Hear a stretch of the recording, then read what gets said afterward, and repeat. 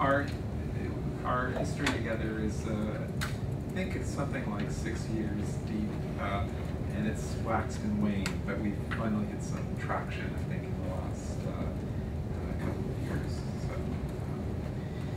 thank you again. So Matthew Woolhouse is our next speaker. Matthew holds a GGSM from the Guildhall Conservatoire of Music and received his PhD in 2007 from the University of Cambridge, where he worked under the supervision of Ian Cross. He is currently Assistant Professor of Music Cognition and Music Theory at McMaster, where he teaches courses in harmony, theory, and analysis. His research explores the cognitive processes underpinning the historical development of Western music, musical grammar and meter, music download, loading, and pro-social effects of dance. Prior to his arrival at McMaster, Matthew was a research fellow in cognitive musicology at Woolhouse College at the University of Cambridge. Welcome, Matthew. Thank you very much, Frank, for inviting me. Okay, so drawing inferences from music download metadata has a sort of subtitle of trying to make sense of music download. Metadata carries a lot of problems, inaccuracy of some of the field headings and the labeling process that goes along with metadata. But if you have a sufficient quantity of it, you can start to make some relatively reliable inferences, which is what I'm going to talk about today. So the talk outline is that the origins of this research, the nature of the query process that we use, a little bit about information retrieval just to make it relevant to today, or try to maximize its relevance for today, and a little announcement about something called the Nokia Digital Music Lab, which is going to be established, or is in the process of being established at McMaster University, which follows on from this origins bit here. Okay. So the stuff that I'm going to talk about today really came out from a project which was initiated, about a 6-month project in 2010. Nokia approached me because they have about 40 online music stores all over the world, and people can download onto mobile devices or on home computers music from a huge number of different styles and genres. And they have a team of marketing people who can do predictive analysis of that, and can then develop recommendation systems like Amazon.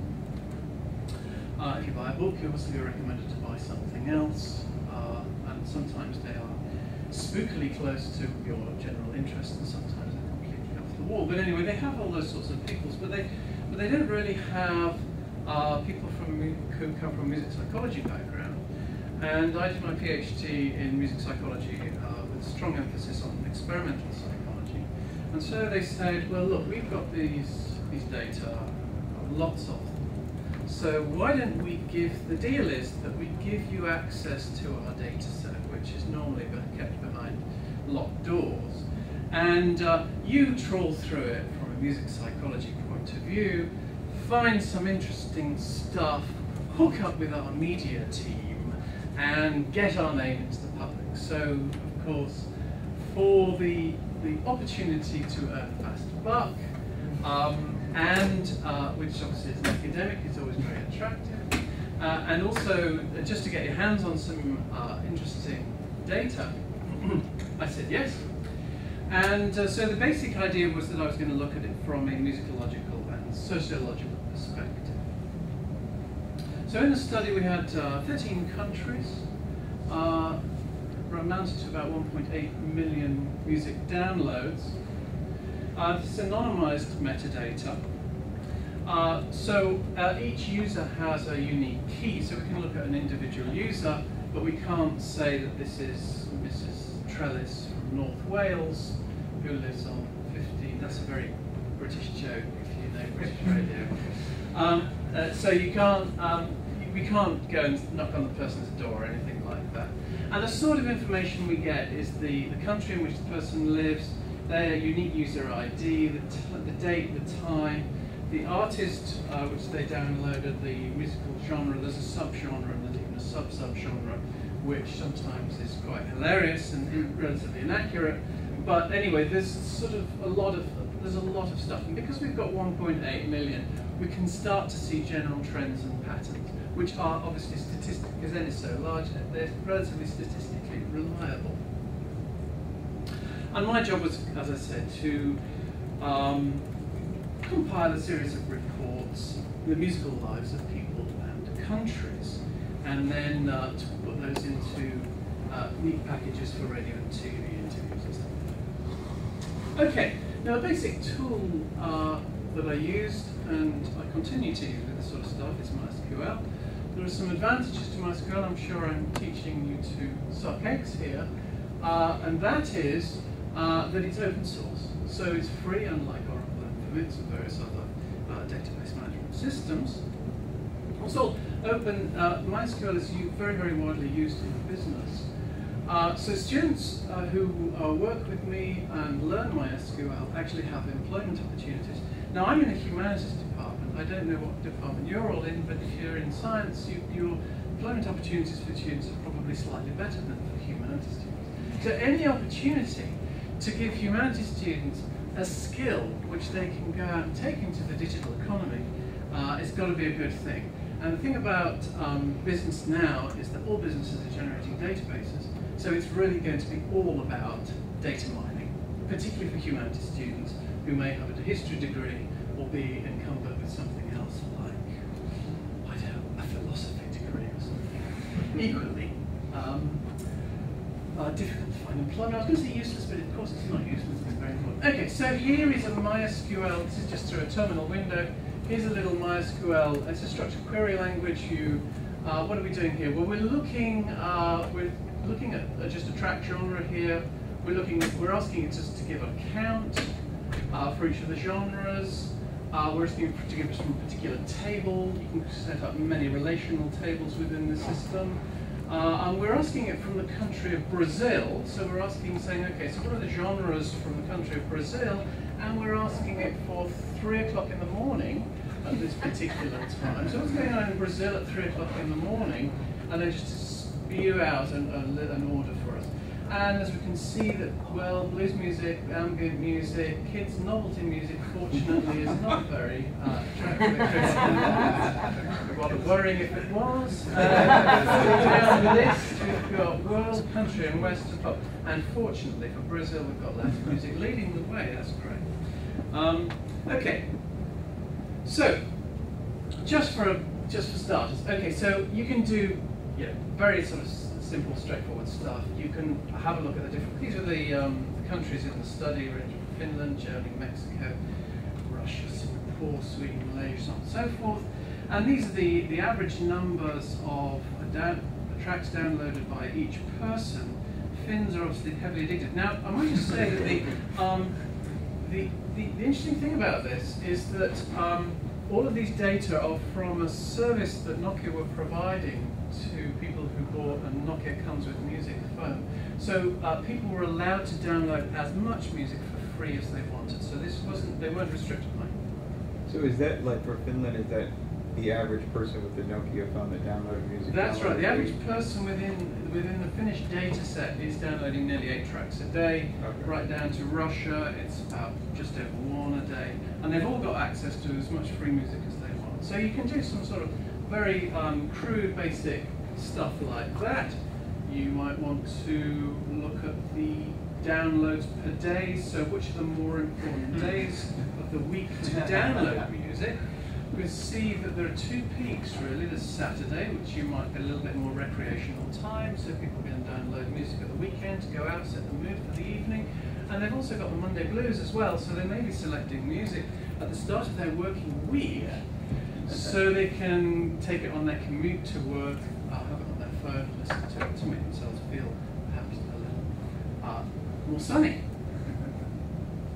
Okay, so then we can have a look at the nature of downloading music across a 24-hour period. So we've obviously got the darker areas at the night time. We've got the hours of daylight roughly speaking here, obviously this is a little bit of a fudge because the hours of daylight and darkness differ from country to country, depending on latitude. So what we've got obviously is this nadir in the middle of the night, as you'd expect. We've got a slight peak around midday. This is possibly people's lunch hour, effectively people's lunch hour, so they come to their lunch hour and they just go on the internet and download a bit of their music to get through the afternoon. And then we've obviously got this huge peak around 8, 9 o'clock in the evening. People using music probably for social effects, integrating music into their social lives when they're going out in the evenings and mixing with their friends and socializing sorts of. Okay, so you might say, well, how does an individual country compare to the rest of the countries? Well, here's an interesting case. This is Sweden. Sweden's in red, the rest of them are all in blue. What we can see is that consistently throughout the day, Sweden is downloading less music than the other countries in the study. But something happens around 10, 11 o'clock at night, and at midnight, and at 1 o'clock, 2 o'clock, 3 o'clock in the morning, Sweden is downloading much more music, almost 50% more music than many of the other countries. So you think, well, what's going on in Sweden? Well, as it turns out, Sweden actually has. So, it turned out that over a quarter of the population have an insomnia problem in Sweden, and so they are using music presumably to cope with this fact that they don't sleep at night. So hence they're downloading more music. It makes sense. And we know from very reliable sources like BBC that listening to music helps you sleep. Research has shown just 45 minutes of relaxing music before bedtime can make for a restful night. Well, it couldn't be more conclusive than of a man sleeping in broad daylight. Okay, so naturally, Swedes must be downloading relaxing music, possibly jazz, putting on a jazz CD, something like in the middle of the night. So what's going on in Sweden in the middle of the night? Okay, so we have something called metal music, Swedish metal music. Here it is in the morning, the afternoon, in the evening, and in the night it goes up. Pop seems to have the opposite effect, falling in the middle of the night. So what exactly is Swedish metal music, and what is the most downloaded band? I haven't put the audio cable in, but let me tell you. Swedish metal music help you sleep. We're about to find out.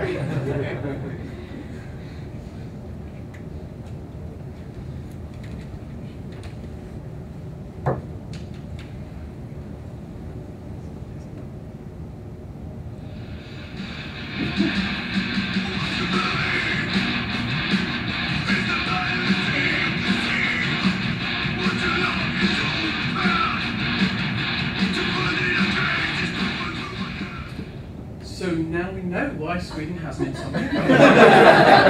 They're listening to the wrong type of music. So so this is actually, there's a subculture in Sweden which is really into this heavy metal music, which comes alive in the midnight hours.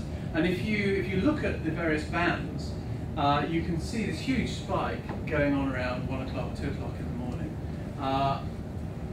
Bizarre, but there you go. Okay, so then there's some of the other things you can do is you can have a look at the musical diversity.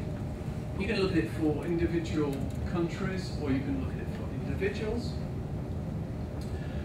This is just a very, very simple way. Obviously, when you want to look at diversity, you want to look at variability, and relatively standard variability measure is standard deviation, of course. So what you might do, what this graph shows, is you just take the top 10 genres and you look at the spread across the top 10 genres. If there's a high skew in the top 10 genres, that means that one or two, maybe three genres are being hugely preferred over others. And that will give you a high standard deviation. And then if you take the inverse of that, that will give you a relatively low value. So take a country like Malaysia or Turkey, it's pretty obvious that they've got a large skew in their top 10 genres compared to something like the UAE, United Arab Emirates, or the UK. So that means that in the UK or the United Arab Emirates, across the top 10 genres, people are downloading relatively equal amounts of it. Okay, so you can compare that sort of overall musical diversity for a country with individual diversity. So you can take the mean number of genres downloaded by each person per country. So, for example, in Germany, we have the average person in Germany is downloading around about 13 different genres. So that's a huge number of different samples of possibly styles, although there are obviously, as Michael pointed out this morning, huge problems with genre, which I'm going to come to in relation to music information retrieval. And then right down at the bottom, we've got Malaysia, where the average person is downloading only about 4 or 5 different genres. Here's the United Arab Emirates. Now, remember the United Arab Emirates had the most even spread across the top 10 genres. That was overall, the United Arab Emirates had a huge diversity in the type of music it was listening to. But here it is, languishing in the middle of the table. Each individual is only downloading about 8 or 9 different genres. What can we draw from this disparity between the overall and the individual? Okay, so overall the United Arab Emirates has this great diversity, most even spread, but individually relatively few genres are downloaded per person. The conclusion is that the individuals within the United Arab Emirates are different from one another, i.e. there are lots of relatively conservative individuals downloading relatively different genres. So the individuals are downloading relatively few, but they're all different from each other, which produces this overall spread. So what does that tell us about social diversity within the United Arab Emirates? Well, the United Arab Emirates is a very interesting country. It's probably unique in the history of the globe. It's had a 7-fold population increase in a 30-year period from 1975 to 2005. The indigenous population make up less than 20%. Arabs 23%, South Asians 50%, and other expats, including Westerners, East Asians, Chinese, are only 8%.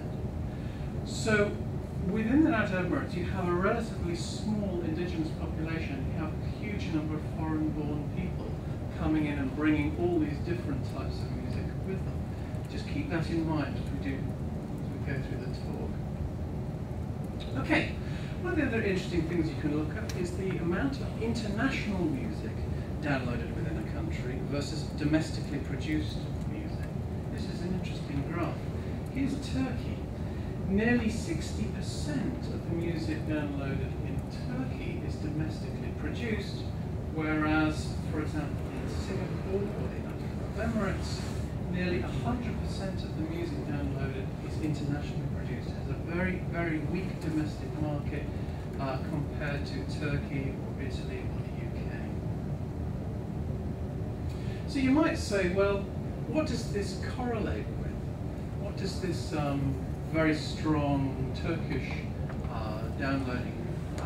domestic downloading correlate with? Does it correlate perhaps with English speaking? Are there very few English speaking people in Turkey, which might account for this very strong interest in their own indigenous music? Well, here we've got this simple scatter plot. We've got the percentage of English speaking people within each country and the percentage of domestic music. Here's Turkey over here. So they've got a high percentage of domestic music and only a relatively low percentage of English speakers. But it doesn't seem to make sense. I mean, this is basically a line drawn through a random series of dots, as you can see. And here we've got Malaysia. Malaysia, relatively few English speakers in Malaysia, less than 20%, but a very low percentage of domestic music consumed. So it's not about second language acquisition. What about people who are foreign born? Okay, so here we've got a graph of the percentage of foreign born people living within the country versus the amount of domestic music consumed. Here's Turkey. Very, very low immigration in Turkey. It's about 3%. And a very, very high domestic consumption. And here's the United Arab Emirates. We've got 70% of foreign born and a very low domestic consumption. This guy over here is Singapore. High foreign born, high itinerant workforce in Singapore, come from abroad, and are relatively low. So it's not a perfect negative correlation by any means, but it tells some of the story. It's a significant correlation. Okay, one of the other interesting games you can play with this is that obviously there's people have been, as we've heard, people have been interested in music and personality and the correlation between the two. What does music and your musical preferences say about your personality? Well, here's a sort of, you don't need to read the paper, you just need to download this chart. This tells you everything you need to know. Basically, if you like classical music, you have high self-esteem, you are creative. It doesn't seem to say much about your attitude towards work. You tend not to be outgoing, and you tend to be at ease.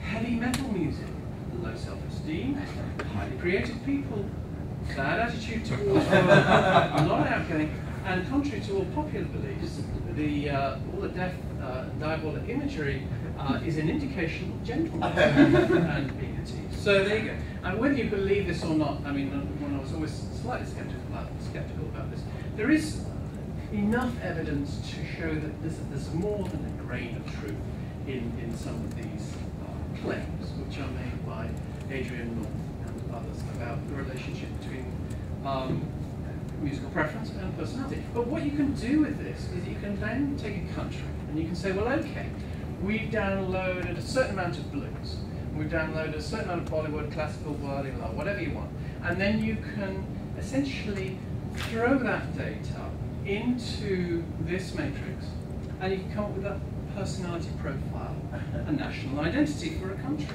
So let's have a look. Brazil. Brazil.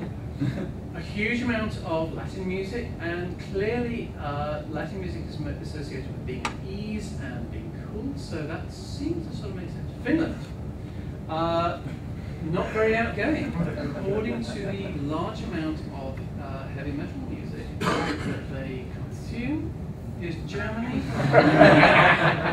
Yeah, very bad addiction to rock Indian dance, which is clearly affecting their propensity for gentleness, as I'm sure all Greeks would presently testify to. And Italy, I kid you not. Okay, so here, the big love of opera, and opera is associated with outgoingness and so forth. What else have we got? Turkey. Creativity in Turkey is obviously compromised by its overlap of pop music. United Kingdom, rock has absolutely ruined the country. And of course, this gives me the opportunity to play one of my favourite bands, and which is the band that is responsible for such degenerate behaviour. Yeah, absolutely.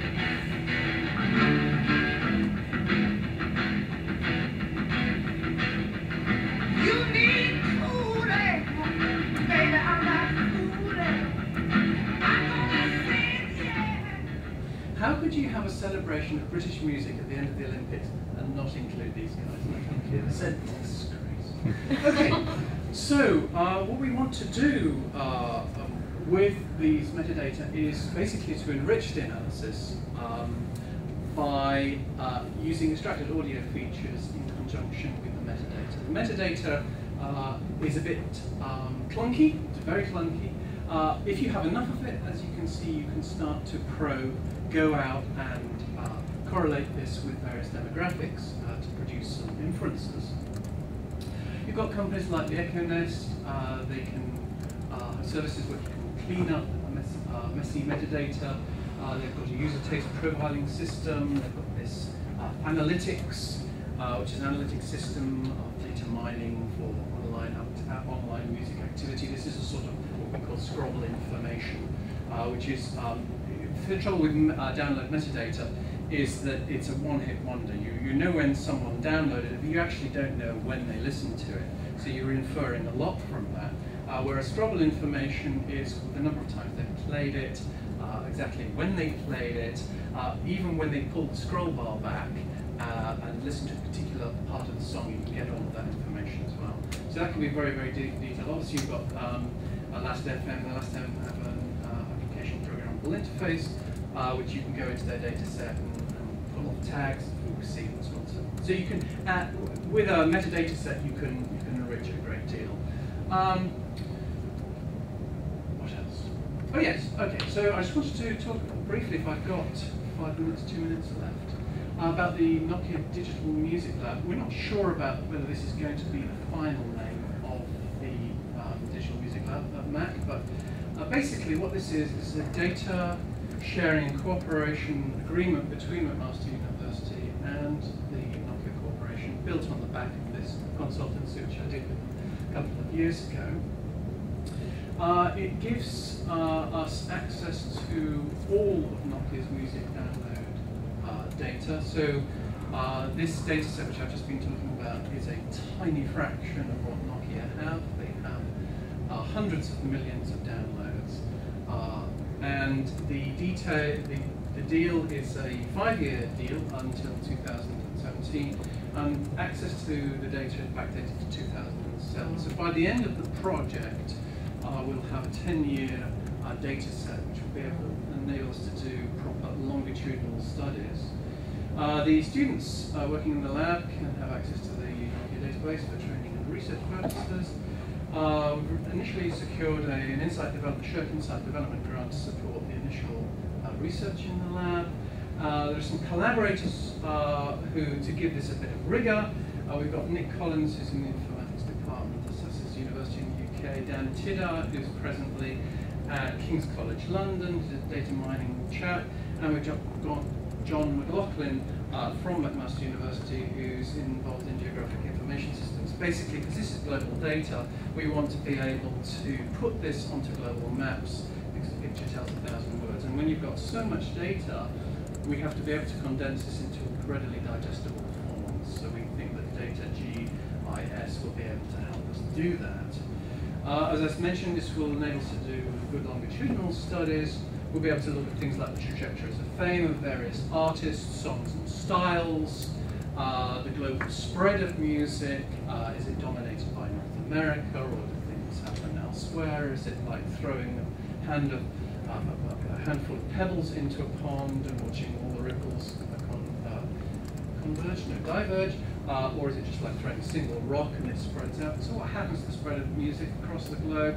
Effect influence, so individual sporting events, so we can see what, when Britain doesn't get the gold, what happens, or the effect of the World Cup, or things like that. And of course, this is going to be very interesting, the effect of political events, particularly in the Middle East, with the Arab Spring, what happens to the consumption of protest music, for example, either indigenous protest music or outside protest music. So there's potentially a lot of different areas of research that we can have a look at. And so thank you, and I'd also just like to thank Frank once again. Thank you.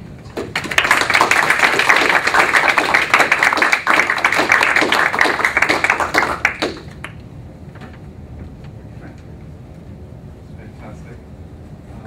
So one of the first principles we speak about in any statistics course for psychology undergraduates is having a large and representative samples.